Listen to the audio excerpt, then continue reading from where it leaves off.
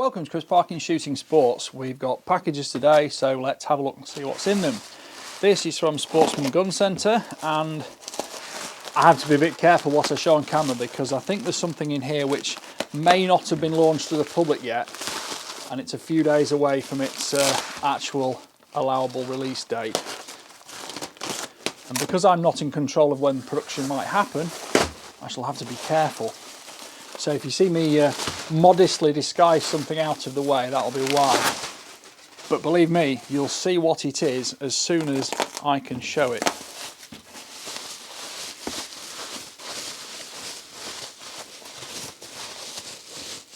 Right, well, there we go. It is what I thought it was, which means that this video won't be a shared video with any other unboxings. This video will be unique to the unboxing of this product. I'm just trying to open this carefully to retain as much of the packaging as I can, because as I say, I do borrow these, they only go back. But basically, since it's taking longer, this is the latest Element Optics rifle scope. I saw this the other day and I was told about it the other day, and it's quite interesting. Let me just move that out of the way because that's got my details on it. And this is it. It is the Element Optics Theos. So you see that there? It's a 6-36 magnification by 56 objective lens on it. Now this is a big step up from Element, because let me just figure out how to open this box. This is a serious big competitor. 6-36, so it's a 6 times magnification ratio, and that's gonna, you know, it's a big unit, and this is it. So what's in the box? Well, we've got a sunshade, we've got a neoprene scope cover, there's something in here which is probably something to do with turrets or cleaning cloth or something like that. Yeah, it's a smaller aperture actually. I'll have a look at that in a moment. There's also some tools and batteries and bits and bobs. We'll look at those in a moment as well. Just pop that back in there. I suspect this is one I'm going to get some serious use from. Right. I was half expecting there to be a night vision unit in that box as well, which I was going to unbox today and show today. That's why I was being a little bit modest over this, but there we go. So, first impressions are, we've got 6-36 magnification there, going clockwise from 6 up to 36. Fast focus eyepiece. It's obviously a very different, it's a grey colour, like a titanium almost. So that is a new look from Element. And we've also got, we've got all sorts of different things going on here. I'll have to have a good look at this, because there's some kind of switch or lever or something there. It might be a second rotation indicator perhaps. Yes, it is. It's a rotation indicator, so you can probably see that pop out as I go through into the second there.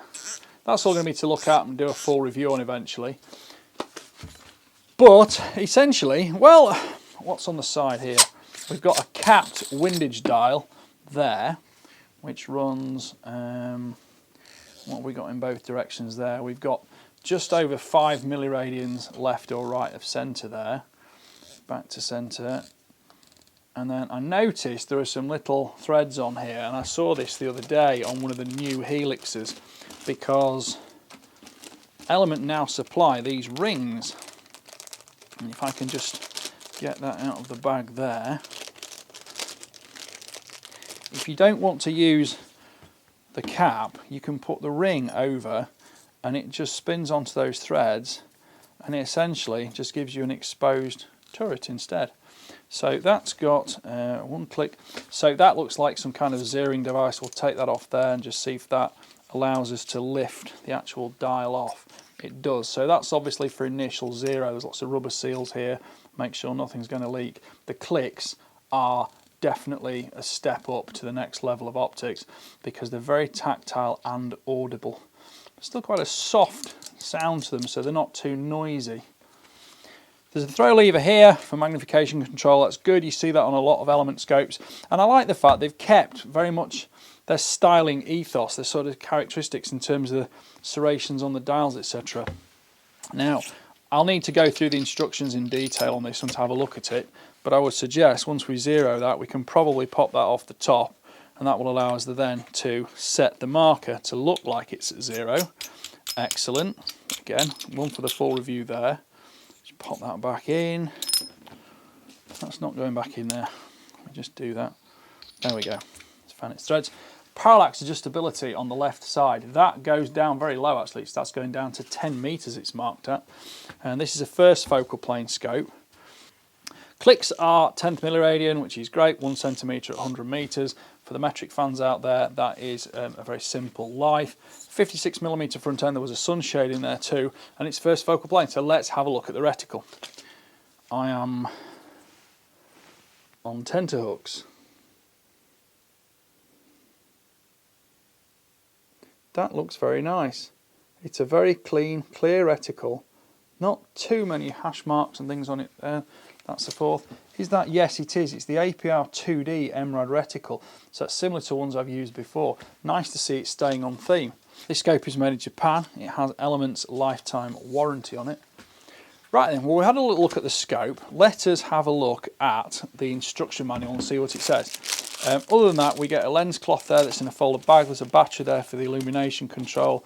That is an Allen key, probably for turret setup, and that is an additional aperture. Let's just have a little look at that, because that will go into the, I'm suspecting, objective lens, because when you reduce the aperture of an optical tool, it tends to extend the depth of focal field.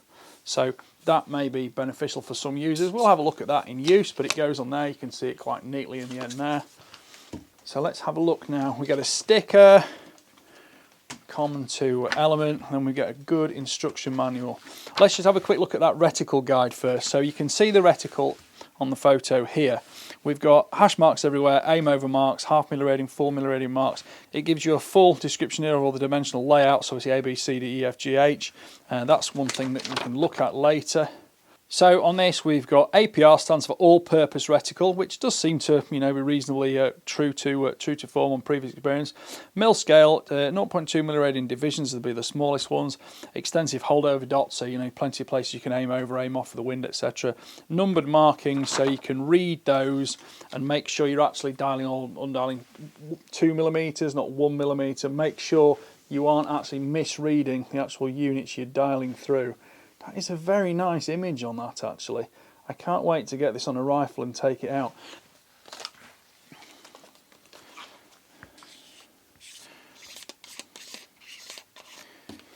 Okay, we've put the battery in under the turret cap here for the illuminated reticle, and the reticle is controlled by a hold on that button which turns it on, and then brief presses switch through the 10 illumination intensity settings. And looking at that, which is a little bit tricky in here because I've got a lot of light pouring in on me for the cameras, but that is giving me, it's giving me a nice sharp picture. That it's not sparkling or anything like that. We're not getting a load of light spill or soaking away. So that's very interesting. Right, I'm going to put this on the CZ457 MDT actually. I love putting optics on rimfires these days because I get so much opportunity to experiment with the mechanical range of the actual dialing capability, the accuracy of it, whether it matches my known data, and I don't have to travel miles to do it. In terms of recoil these days, recoil's just not such a big issue because people in PRS and things like that, they're always using muzzle brakes anyway. So actually recoil in terms of the physical impulse coming back towards your face isn't a problem. And I'll be looking at things like the eye relief, the eye box, etc. I suspect, let's have a look at these exact dimensions on here. So we've got 6-36 times magnification, 34mm main tube, 56mm objective lens. Exit pupil is 8.8 to 1.6mm, eye relief is 74 to 89mm. Now that's what I was going to say, but I didn't want to trip over it because I'm in this limited space here, but I got the feeling that the eye relief on this is shorter than a lot of the other Element optics. Now, if you look at comparable specification optics, specifically in the 5 to 25 by 56 market, lots of them are European high-end scopes, Steiner, Schmidt and Benders, Carles, things like that. new Zeiss, etc, etc. They've all got shorter eye relief, around about 90mm, and people might say, oh, but it's not Magnum eye relief. Well, actually, Magnum eye relief, although helpful if you're shooting a Magnum rifle, isn't always beneficial, because it can make the actual eye box, which is the amount your eye can move backwards and forwards in the eye relief, a little bit more critical. But it also tends to, it doesn't matter, because you get a better position on the rifle. And of course, on a rifle, the rifles aren't getting any bigger, but the scopes are. And actually, there isn't always enough space to move the scope fully forward enough to get that 100mm of eye relief, and 90 is actually more comfortable. So you will see 90mm listed on a lot of high-end 5-25 mil-radian scopes, and scopes that this is going to fit into a sort of marketplace with. What else have we got on here? Let's stick in meters. Field of view at 100 meters, 6.8 to 1.1 meters.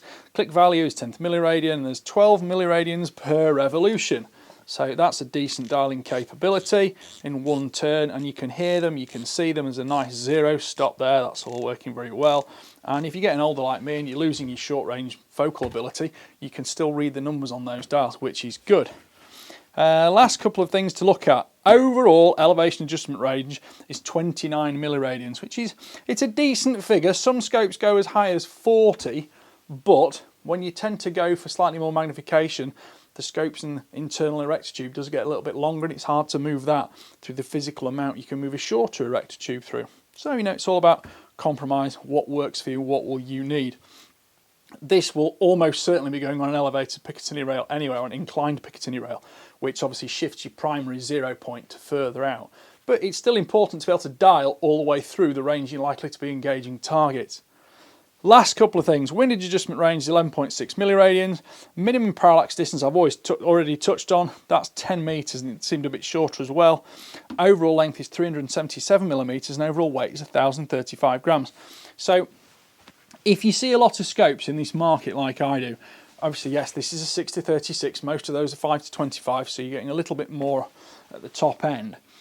All these numbers, although I don't remember them all exactly, but they all have great similarity, especially sort of 1,030, 1,050 grams overall weight for a scope like this, windage and elevation adjustment, the dimensions of the scope, and the click values, etc, etc. It's all fitting in to a specific sort of zone. Now, one thing I will say about this scope, and I can't remember off the top of my head, but it does jump up significantly because this scope is over £2,000 retail price. So it will be a whole new experience. I'm really looking forward to using it. And I quite like the fact it looks different. It's like, okay, there are loads of scopes out there that are all black anodized. Well, this one is, like I say, it's like a sort of tungsten grey. It's almost a bit like a great white shark in a way, isn't it? Looks a little bit different. So I'm looking forward to using this. Right, well, please like, subscribe, comment, and click the notification bell to keep track of my weekly uploads. Go through to the end of the video, and there is a link at the end of the video for the British Shooting Show 2023. If you buy a ticket this year, your car parking is included. And hopefully, if you pop around to the Sportsman Gun Centre stand at some point, you will see these scopes.